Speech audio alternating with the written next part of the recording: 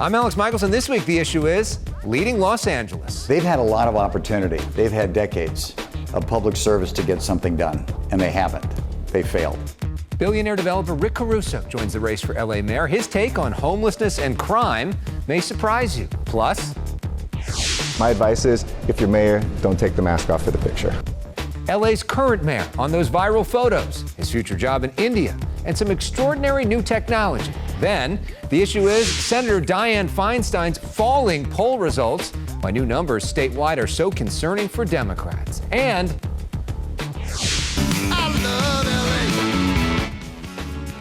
we're on hand for a super celebration of the Super Bowl champs. The issue is starts right now.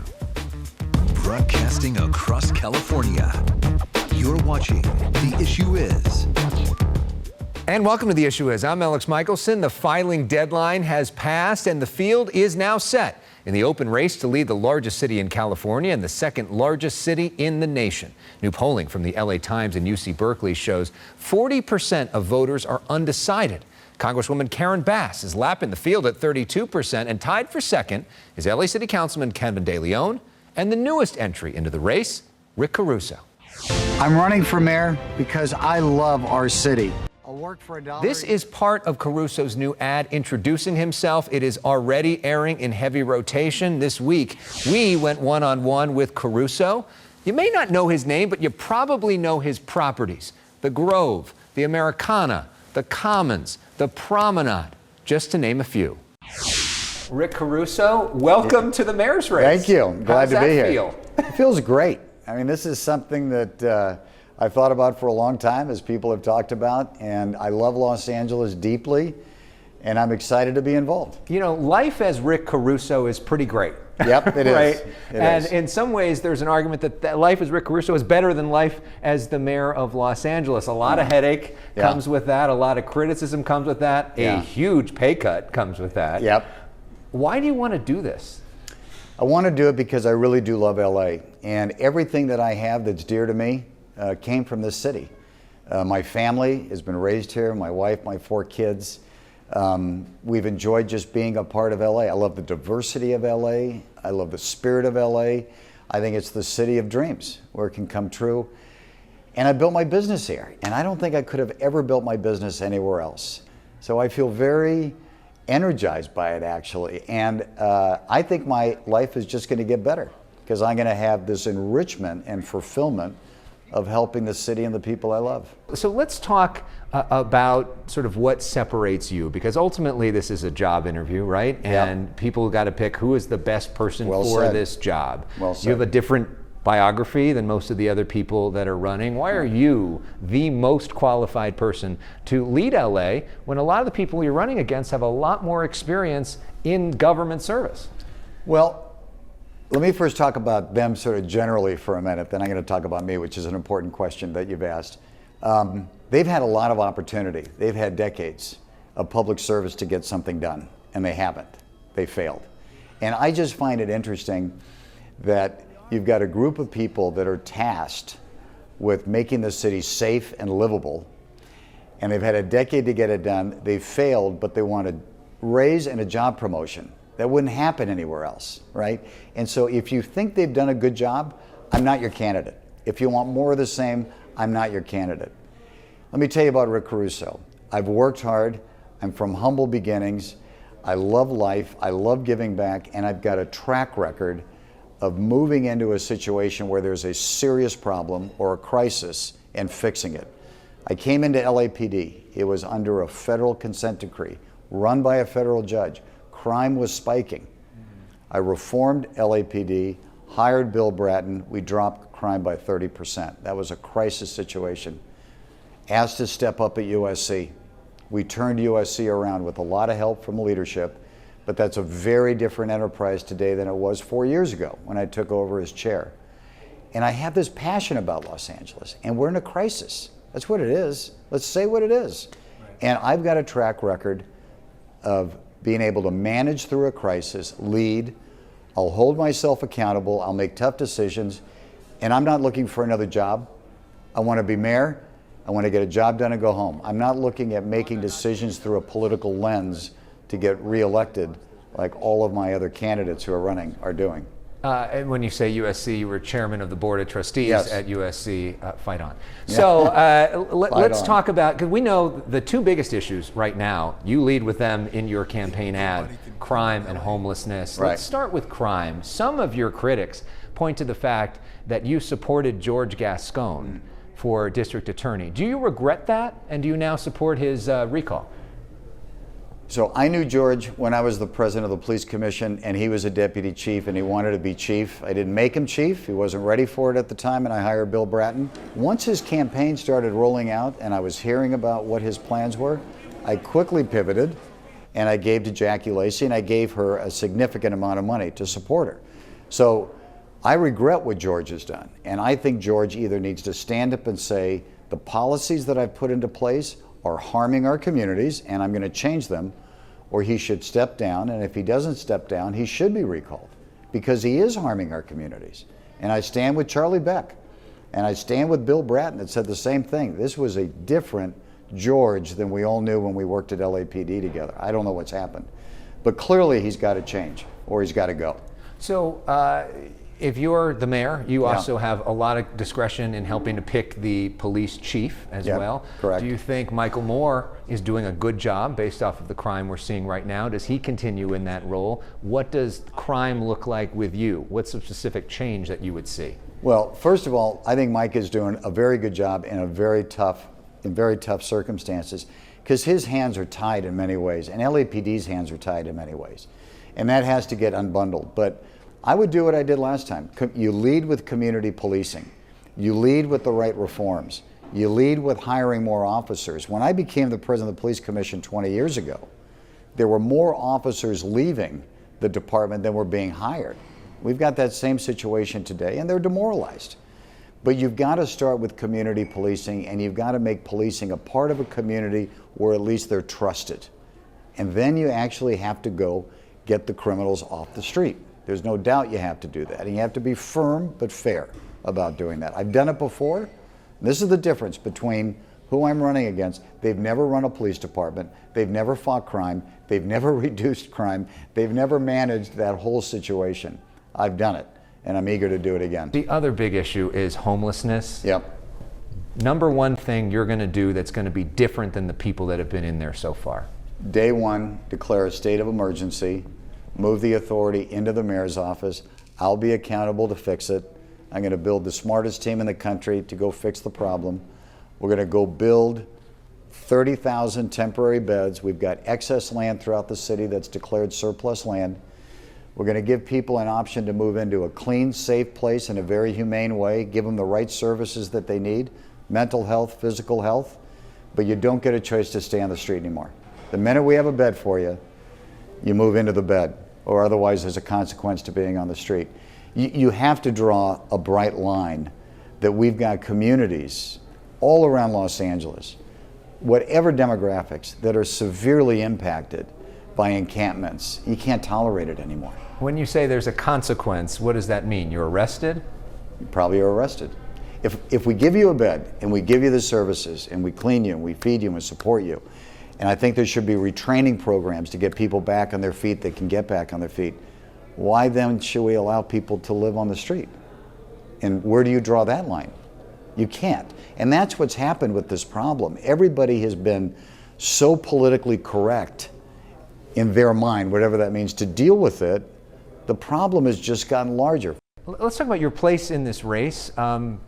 You live a very comfortable lifestyle after working really hard and being very successful in business. That is the American dream, right? Right. But the average American doesn't live your lifestyle. The average Los Angelino doesn't live your lifestyle. How do you relate to somebody who's struggling to pay the bills?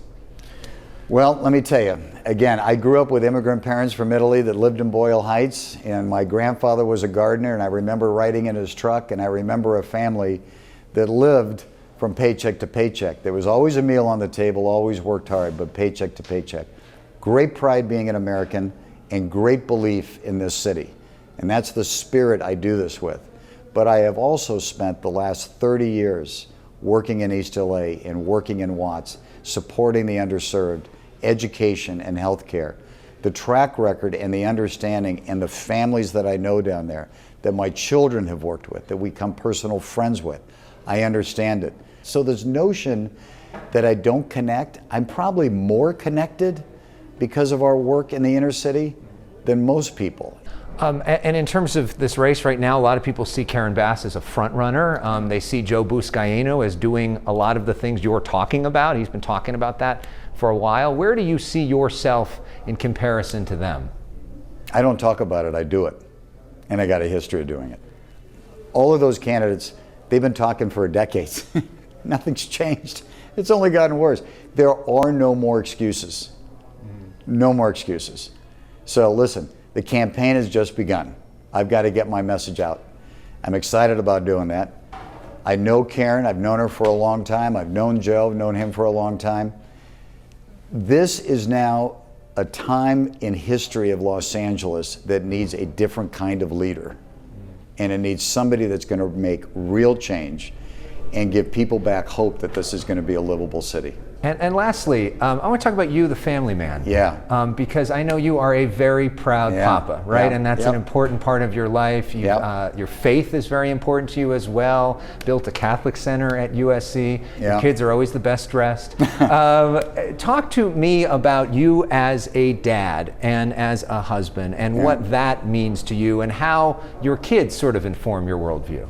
Oh, well, it's kind of you to say. It means everything to me. My priorities in life are faith and family and my community. And that's how I organize everything. And I'm a proud Catholic and I love my faith. I love all faiths, but I love my faith. My wife and my kids are the dearest things to me in the world. They're just great human beings and I'm so proud of them, and they work hard and they care. And they work down at Para Los Niños, and they've worked down at Operation Progress in Watts, and they've worked in the inner city. You know, the same spirit of giving back, because we know how blessed we are. And we have to be grateful every day when we wake up. You know, and it's sort of that prayer, you know, dear God, you've given me so much, but give me a grateful heart. I thank God I have a grateful heart, and my kids do. And so they're behind me in this. They're excited about it. They give me great counsel and advice, and so does my wife. And we just, you know, we really want to do some good here. And last question, what do you think is the biggest misconception about you?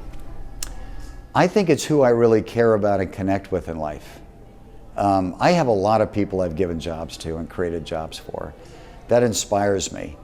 The people that I admire the most are not the people that are the most successful in terms of money. It's the people that every day wake up and work so hard and take so much pride in their work. If you look at our staff at like the Grove or any of our properties, you know, there's one of our landscapers, Charlie, who's worked for us for almost 30 years in the company, from I started the company. I love that man, Charlie. He works harder than anybody, right? Has an incredible wife, has an incredible daughter, takes such pride. If I say to Charlie, my God, Charlie, the landscaping looks so terrific today. He's beaming. That is what this city is about, right? And that's what fuels me. And that's who I enjoy being around and watch succeed. Rick Caruso, one of the most successful businessmen in the history of Los Angeles, now hoping to be the next mayor of the city of Los Angeles. Great to see you, and look forward to seeing you a lot more along the campaign trail. I hope so. I look forward to it. Thank you so much. Thank you. Appreciate it.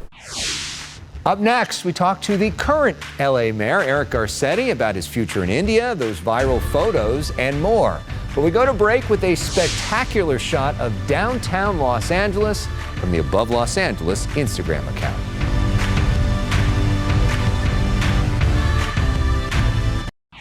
When he called and he said, I need you, I kind of stopped in my tracks. Last July, we interviewed LA Mayor Eric Garcetti on the day he was officially nominated to be ambassador to India. Back then, he thought he'd be in New Delhi by the fall. Well, 6 months later, he's still in LA. This week, we tackled a variety of hot topics, including those viral photos. But let's begin with some extraordinary new technology. There's a shot. There you go. We're exclusively with LA Mayor Eric Garcetti as he checks out the oysters and mussels at Altasea at the Port of Los Angeles. His tour guides, Altasea's president and CEO Terry Tamminen, and Bill Allen, President and CEO of LA's Economic Development Corporation. Alta Sea is the leading destination for the blue economy. The blue economy is the ocean economy. It is our relationship with the ocean, whether it is shipping, whether it is transportation, recreation.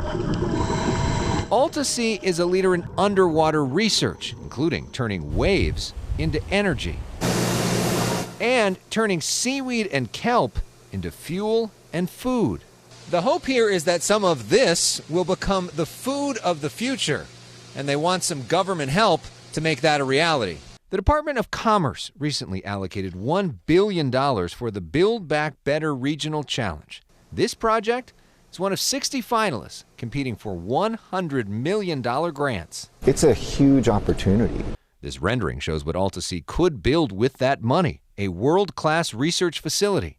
Garcetti says he personally pitched U.S. Commerce Secretary Gina Raimondo. What's your pitch to the Biden administration on this front? Well, give us the money. There's gold in them there waves. We also discussed the mayor's recent speech at the Rams victory parade and rally. Whose city? I felt like an 8-year-old kid. Declare Los Angeles Rams Day in LA.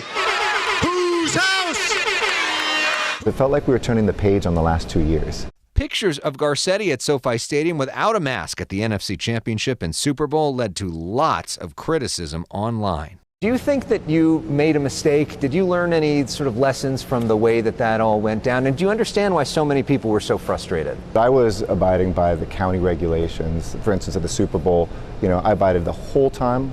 You're allowed to eat and drink with the mask off. And I always gave people my face for a picture because that's what they asked for. I think that there's real news out there, and this isn't a real story. My advice is, if you're mayor, don't take the mask off for the picture. In July 2021, President Biden nominated Garcetti to be the next U.S. ambassador to India, but the full U.S. Senate still has not confirmed him. It's February 2022. You're still here. Yes. Is that frustrating?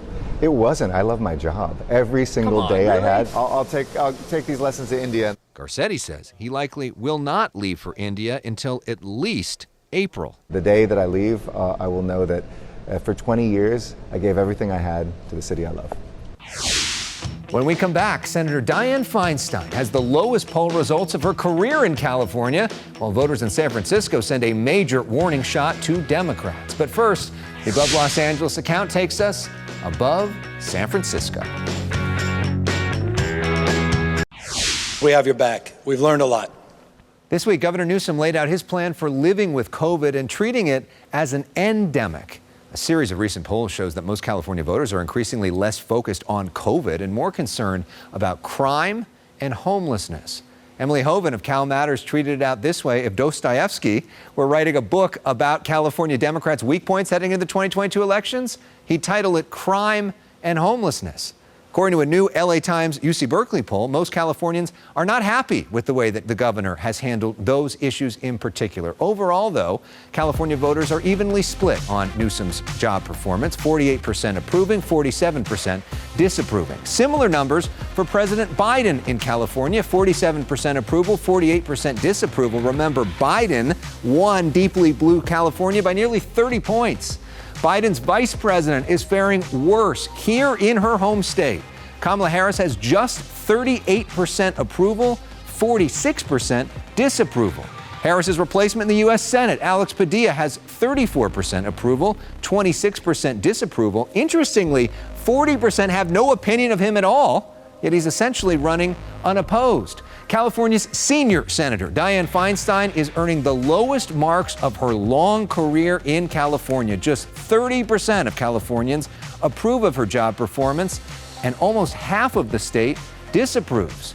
For nearly 4 years now, Feinstein has turned down every invitation to appear on this show. She is the only major statewide official who has not joined us. In fact, during this term, she has not held a single media availability in Southern California or held a single town hall. Feinstein is likely not running for re-election, but those who are need to be concerned by this. This week, voters in San Francisco recalled these 3 members of the school board after extended school closures and an effort to rename schools named after Abraham Lincoln and George Washington to be more considerate about race. Mike Bloomberg tweeted this out in response, quote, "The SF school board recall should be a wake-up call to elected officials, especially Democrats, across the nation. Parents are fed up with the status quo that puts adults ahead of kids and ideology ahead of results." Up next, something a little more fun. The Hollywood sign transformed this week to read Rams House, kind of. As Above Los Angeles shows us, we'll take you to the Rams victory parade next.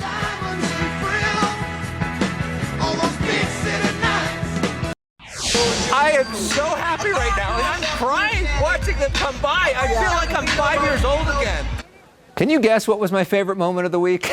It was a huge honor to help host our coverage of the Rams victory parade at the LA Coliseum.